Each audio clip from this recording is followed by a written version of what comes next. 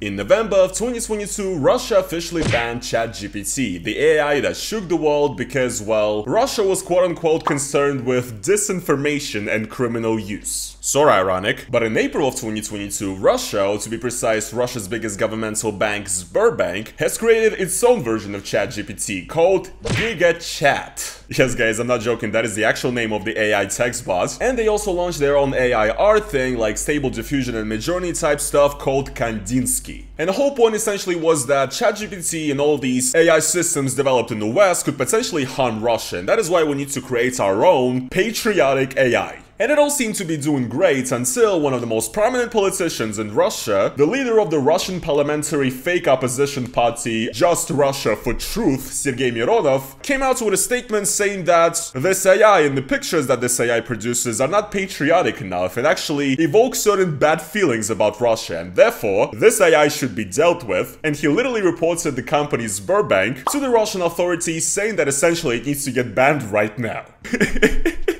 Oh, isn't this just so beautiful? Hello Blazers, it is your boy Roman, your favorite neighborhood Russian. Hi guys, doing today? Welcome to a brand new video, and in today's video guys, we're gonna be discussing Russia's Patriotic AI project and how Russia itself is trying to destroy it, and I just want to make fun of Russian boomers in general, so let's do that. Especially when the boomers we're talking about are people who have been actively ruining my country for the past 20 years, so... Now the thing is, all of these shenanigans with Russian AI is a story that I think is very characteristic of modern Russia and what it's like, but yet again, this is one of those stories that is very underreported in the West. For example, usually to keep up with my news, I like to use Ground News, which is actually the website that we're on right now. Here we have the article about Russian lawmaker complaining about rogue design algorithm, and looking at the amount of news sources here, we can clearly tell that the amount of outlets that cover this in the West is relatively low. And I've already talked about Ground News on this channel before. It is essentially a news aggregator on ultra settings. It is the ultimate news comparison platform. And to show you guys how it works, here we are on the more popular story. This is about Russia's Wagner chief saying that he's pulling out his forces out of Bakhmut. And as we can see here, there's a total of 140 news sources, and I can actually go and look at every single individual source. So for example, I can click on every single one of them to see the original article on the outlet's website itself. And Ground News gives you the political leanings, the factuality, and the ownership of every single news source. So for example, here we have our favorites, Russia Today, and Ground News is telling me that it leans right, which is pretty true, has a low factuality, of course, and that it is a state media owned by the government of Russia. Ground News has even more great features, for example the interactive map, which actually allows you to see breaking news from a particular location, and also the blind spot feature, which actually gives you articles that have a certain overrepresentation in reporting from either the left or the right. I personally enjoy using Ground News a lot because I believe it is a great tool that allows you to not only sort of keep your own biases in check, but also to make sure that the news that you're consuming are actually truthful and factual. So if you guys want to also make your news reading experience better, then go over to the link down in the description to ground.news/NFKRZ, try Ground News for free, and maybe if you like it, subscribe and support the Ground News team. Once again, many thanks to Ground News for sponsoring this video, and let's get back into it. Okay, so look guys, here's the thing, like I said, I want to make fun of Russian boomers in this video because you guys gotta understand that Russia is a country that is largely governed by very, very old people that basically don't know anything about anything. They don't know what the internet is, they don't know what technology is, they don't know what they're doing. And here's the thing, you can maybe say that this is actually adorable in some regards, you know? And not only slimy politicians, but basically the average Russian boomer is pretty much just like this. I mean, I just want you guys to watch a video, okay? I got recommended this YouTube short, which has almost 30 million views and 1 million likes, called Double of Vladimir Putin in the Army. Let's just watch the video and I'll make my points afterwards. Владимир Владимирович, почему в 83-й бригаде кормят срочников хуже, чем положено? Знаете, Сергей, я неоднократно дискуссировал по этому вопросу. Вообще, в общем, если брать только 83-ю бригаду, отдельную гвардейскую, да, то мы не возьмем все воздушно-десантные войска в целом. Long story short, if you have like 3 brain cells, it's pretty obvious what this is. First of all, this is actually the original video, and you can see here it's just some guy in the army in Russia doing like an impression of Putin, and he's actually doing a pretty good impression as far as like, you know, the facial movements and the voice and everything. And this video right here is a deep fake of Putin's real face added to it, right? So, to pretty much anybody who's ever been on the internet, it's pretty obvious that this is like not what this guy's face like really looks like, right? There's surely no way that somebody would actually fall for this and think that like there's a real person that walks around looking like this. Well, guys, guys, let's look in the comments. How is it possible to be so similar not only with his face but with his voice? He's so cute. This guy is funny as hell. He's so similar. He looks similar the way he speaks and the way he acts. I wish him all the best. You just know when somebody types like this is like some grandma that just logged out of fucking odnoklassniki.ru. He looks exactly the same and his voice is great. Give this man an Academy Awards. Wow, he looks so alike. Show this guy to Vladimir Vladimirovich. He needs to check this out. A young talented guy. This is a wonder of nature. He looks incredibly similar. And like basically the point is every single comment right here is the same. Literally thousands or millions of people think that there's a person like out there that looks like Putin walking around in the army somewhere in Russia. Look, I don't know, when I'm looking at this stuff, I'm kind of losing hope for humanity, and like, I actually do realize how fucking dumb people are. And here's the thing, right? This basically plays into my greater points about how boomers don't understand technology, and it's actually what we're gonna be talking about in this video. But here's what I want to say. All of these people, like, they're actually fully convinced by this. There's no doubt in their mind even for a second that this might be a deepfake. I'm pretty sure that most of the people who commented this stuff don't even know what a deepfake is. So, you know, we're basically going into Metal Gear Solid 2 territory here, you know. Now you don't know what's fake and what's real. And basically at this point, right, let's imagine a situation where some, you know, terrible people, terrorists, very bad people, you know, I'm definitely not condoning this act. Imagine if some terrible people would, like, overtake the Ostankino Tower in Russia or something, and they would, like, hijack all the TV signal in Russia and would run a video, deepfakes of Putin. At this point, maybe it could be literally anything, you know. You could literally make a deepfake video of Putin asking, like, Russian men to, you know, go to a nearby store and buy a large dildo and shove it up their ass to fight Nazism in Ukraine or whatever, and people are gonna be like, damn man, well, it's the executive order of the president, so I guess we have to do it, you know. What am I, not a patriot of Russia that I want to shove this up my ass right now? The president said it on TV. Oh my god, my country's doomed. The world is doomed, as far as that goes, actually. So yeah, the point that I'm making, right, is that boomers don't know anything about technology. So this actually brings us to what I want to talk about in this video. So essentially, like I already mentioned at the start of the video, Russia's biggest governmental bank, Sberbank, has created its own AI. And this is not an advertisement of it, by the way, or anything. I was not paid. And I just want to say this now. Sberbank sucks my dick. Worst bank of all time.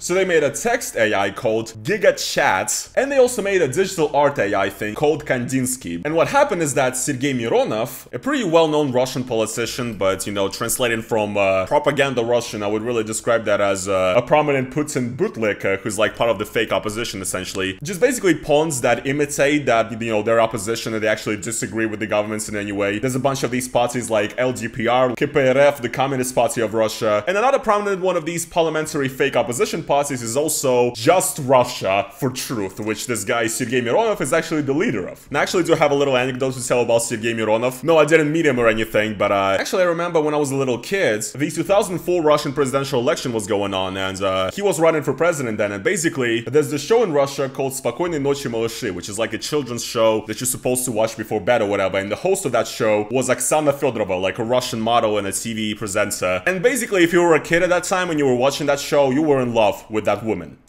And basically she had an advertisement on Russian TV saying that you should vote for Sergei Mironov. And so when my dad went to vote in 2004 for the presidency, basically I convinced and I made my dad vote for Sergei Mironov. Because Oksana Fedorova from my favorite kids TV show says so. So here we go, guys, you know. 19 years ago I cast a vote for this guy and now I'm clowning on him. I mean, I guess that was one less vote for Putin in 2004, so still pretty good, you know, I did my part.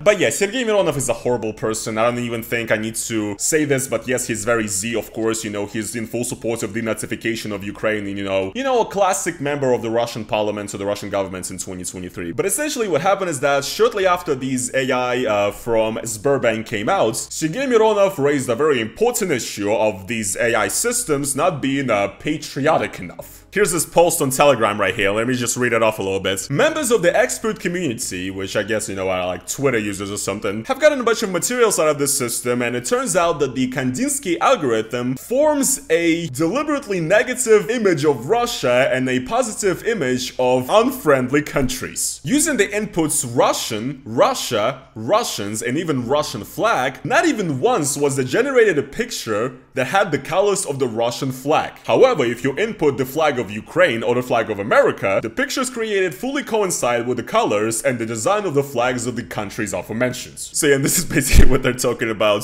The prompt is beautiful Russia, and this is what we get essentially. Beautiful Russia is Serbia. Because this is literally the Serbian flag. Makes sense because a lot of Russians are leaving to Serbia right now. Here we have this is the input saying Donbass is Russia, and it has a picture of a soldier in front of a ruined city, which is, you know, yes, this is a pretty good representation of what the Russian world brings, I guess. So very unpatriotic of you, AI, how dare you. So here it says, by using the prompt Donbass is Russia and I love Donbass, the pictures have a prevalent color in it, and those are the colors of the Ukrainian flag. Yeah, guys, I wonder why. It's almost as if AI actually like gets information from like the real world and not like the, you know, fantasy world that you've created for yourself. And here's the best one yet. By using the prompt, I am a Z Patriot, the AI has created a picture of a creature that looks like a zombie, etc. Like, this is embarrassing. Like, do you realize that the phrase Z Patriot is only used when describing like hateful people who have been brainwashed by propaganda? So yes, zombies. So here we have the picture attached. I am a Z Patriot, that's the prompt, and yeah, here's the picture of a guy going Z. I don't know, like, once again, I don't really see anything wrong with this picture, personally. Here's a picture for the prompt Ukraine. It just shows up a lady in the colors of the Ukrainian flag in like a traditional type of headdress. And here's another one saying Ukrainians, and it's basically, you know, a picture of a dignified woman, once again, with a flag in front of something that looks kind of ruined as well. I wonder why, once again, like, it has to be the meddlings of the evil West. That's just the only opinion I have, though. We could guess that during the creation of Kandinsky, unchanged developments made by unfriendly countries might have been used. These countries are running an informational and mental war against our country. Well, you know, I'm sorry, but like, somebody needs to tell Sergei Mironov that using an iPhone, or using Windows, or Mac OS, or any tech, pretty much, is using developments of unfriendly countries. So, Sergei, if you're a real patriot, if you want to, like, actually, you know, be patriotic, you know, like, click rocks together or something, like, use the Yalta phone, or don't even talk about this. I mean, yes, this AI will be using developments made by people in unfriendly countries, just like, using the internet in itself is actually using, developments made by people in unfriendly countries. So, you know, you could just stop using the internet. I think we'd all, you know, agree that would be a good thing, so, you're welcome. And the most dangerous thing is that the users of the Kandinsky system could also be school students that are underage, and as a result, they will be forming a negative attitude towards their country. They will not know what the governmental flag of Russia looks like, and they would think that Russia is a country that is lagging behind as far as scientific developments. It's basically the same level of alarmism saying that, you know, any violent video game causes like any sort of violence, basically. And of course, it's, you know, this anti-patriotic AI that's actually, you know, forming a negative view of Russia, you know, in the minds of the youth right now. It's definitely not Russia destroying their prospects for the future. It's definitely this. And also, like, if this AI gives like the wrong colors when you type in Russian flag, kids are not gonna know what the Russian flag looks like. This is fucking nonsense. Taking all of this into account, I have sent an official letter to the name of the General Prosecutor of the Russian Federation, Igor Krasnov, regarding checking the actions of Sberbank and if the content generated by the algorithm Kandinsky actually abides the Russian law. Imagine thinking that an AI has to, like... This just shows how out of touch the people running Russia is, and how Russia is just ran by people who barely, like, who are basically like complete dribblers, who don't know anything about anything, like... How more embarrassing can you get, man? Well, guys, as a result of this, Sberbank's team behind the AI actually had a response to Sergei. Kandinsky actually did change some of their algorithms and actually did ban certain searches and prompts from their AI, and now it's a little bit different. Let's check it out. So basically, the way the AI was changed is that, first of all, now, if you put in certain spicy terms or prompts, you know, anything that's related to the current situation, essentially the AI gives you a warning that you're actually breaking the terms of service and you could get banned. So, only apolitical prompts are allowed. And also, apparently, as it turns out, the words Ukraine and Ukrainian were removed from the AI, and basically now if you type in Ukraine, you get pictures of puppies. And basically what the AI also does now is that if you use a prompt of any of the cities that Russia basically, you know, annexed or try to, or you know, any of the territories where fighting is currently going on, if you actually try to put it in, you also get a notification saying that, you know, you're breaking the terms of use, and also you get basically just regular pictures of generic cities. Very interesting. I wonder why they did that. It's probably not because when you actually Google those cities now, all you see, all that AI gives you is ruins, and that actually might make certain people think. So also what Kandinsky did is they basically removed the prompts that are related to the special military operation in any way. So once again, if you put in special military operation, you get pictures of flowers. And the most important thing that Kandinsky changed, you know, basically to not shatter Sergei Mironov's heart, is changing the result for Z Patriot. Before that, you got a zombie, and now when you put in Z Patriot, first of all, you get you get a picture of a Giga Chat standing with a Z on his shirt in front of New York, I guess. And we also have this right here, some sort of samurai Z guy. Request does not comply, of course, Z Patriot once again, which I guess, you know, is great, because now when Sergei Mironov types in Z Patriot into the Kandinsky AI, he no longer has to look in the mirror. Now, actually, I wanted to try it for myself. Once again, not an advertisement, fuck Sberbank and fuck this AI, but I'll still use it. Let me type in special military operation. There we go, guys. I got a picture of I got a picture of some chamomiles, and it also said that, yeah, search does not comply with the terms of use. Let me type in, Donbass is Russia. The only situation I would ever type these words, by the way. I mean, I guess. I guess. Well, guys, I guess we could all sleep tight now, knowing that the threats of, you know, the terrible West ruining the minds of our youth through AI, the threat is now gone, because thankfully to Sergei Mironov, we managed to eradicate all the threats, and now Russia will truly succeed. Yes, guys, this is all that we've been waiting for, and now it's here. Oh my god, man, I'm just so sad about the fate of my country. Anyways, guys, yeah, what can I say?